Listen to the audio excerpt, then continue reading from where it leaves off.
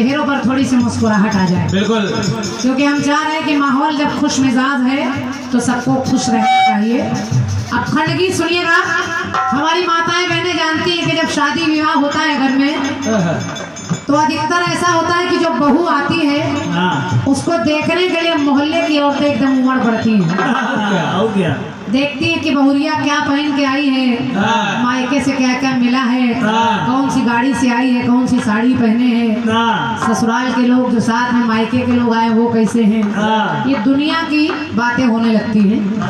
ऐसे ही माता पार्वती का विवाह जब भोलेनाथ से हो गया, भोलेनाथ से शादी हो गई मैया की, और मैया पहली बार अपने मायके से, अपने ससुराल से अपने मायके में गई।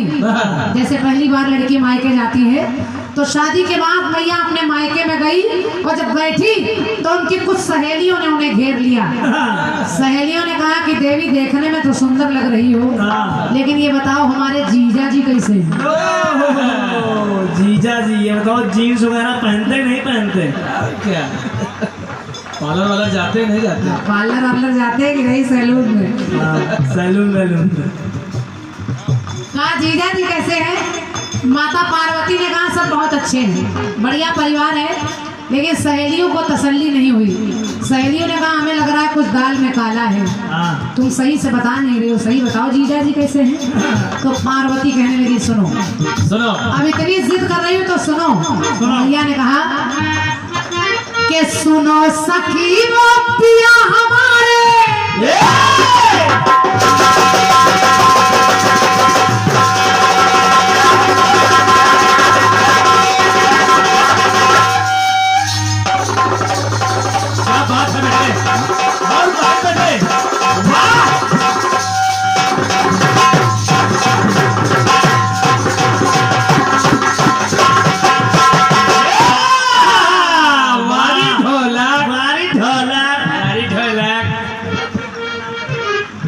अपने गुरु का नाम करेगा। हाँ और क्या।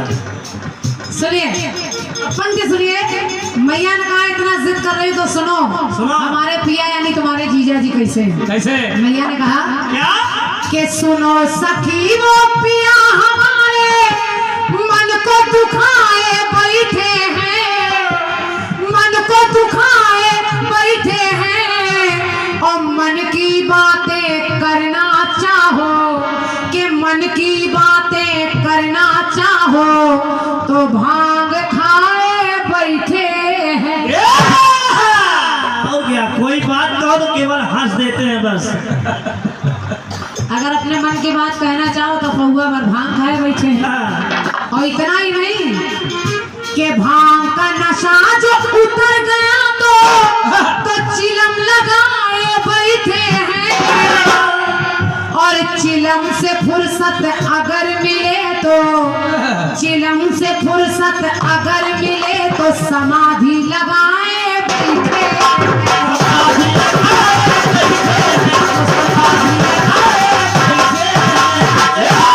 चिलम से फुर्सत अगर मिले तो समाधि लगाए बैठे हैं।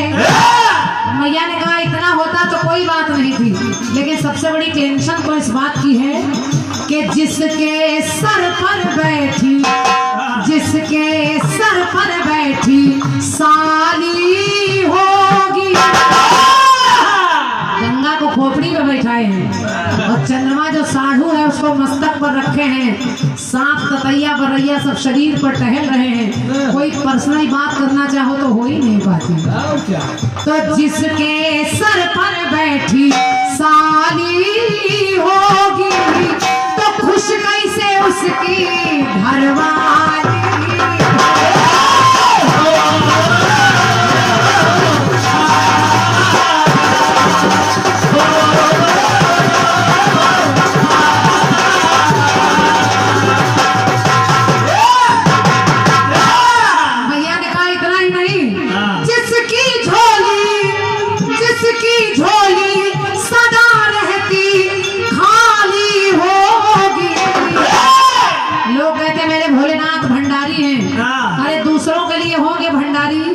लेकिन जब हम खर्चा पानी मांगते हैं तो झोला बढ़ा देते हैं, हाँ, और झोले में हाथ डालो तो रुपया पैसा नहीं, ततैया बनैया चबा लेती। हाँ, कुछ मिलता ही नहीं है, खुले में रहते हैं, ना मकान है ना दुकान है, कुछ भी नहीं। तो जिसकी झोली सदा रहती खाली होगी, तो जिसके सर पर बैठी साली होगी, तो खुश कैसे उसकी घरवाली।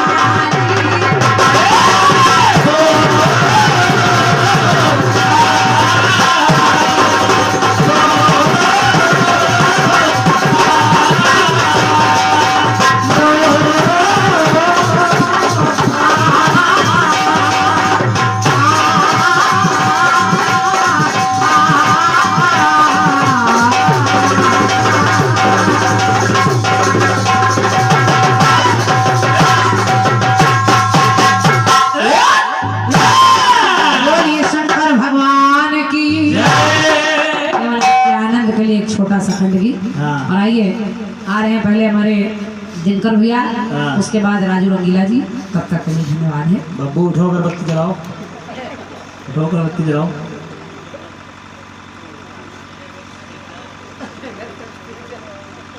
बब्बू उठो अगरबत्ती जलाओ।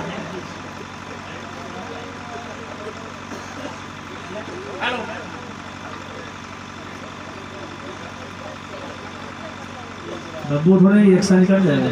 हेलो, बहुत ही सुंदर प्रस्तुति, कार्यक्रम बहुत ही अच्छा चल रहा है दोनों पार्टियों की तरफ से। एक बार जोरदार तालियां बजा दें ताकि आप लोगों की नींद भी गायब हो जाए और कार्यक्रम का आनंद। वास्तव में जितने श्रोता बैठे हुए हैं वो कीर्तन का आनंद भरपूर ले रहे हैं। इतनी ठंडक में आप सब अपनी उपस्थिति दर्ज किए हुए हैं, ये कहीं से कम नहीं है। मैं आपको भी प्रणाम करता हूँ। मांगलिक गीतों की बेला चल रही है, बहुत अधिक समय न लेते हुए सीधे,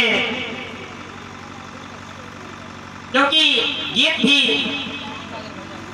लाजवाब दिया गया है आदरणीय दीदी की तरफ से। कहना है, उधर राइटर बाबा जी हैं, आदरणीय बाबा जी, उधर राइटर बाबा जी हैं कलम चलाते जोर, और इधर डटे शुक्ला जी हैं खूब मचाते शोर। और कम नहीं कोई भी इनमें कलमकार मशहूर, और दिनकर छोटी कलम से लिखते जलवा है भरपूर। दिनकर छोटी कलम से लिखते जलवा है भरपूर। आदरणीय राजू रंगीला दादा का स्वागत है। कहना है कि कांटे की टक्कर बढ़ी, गरम हुआ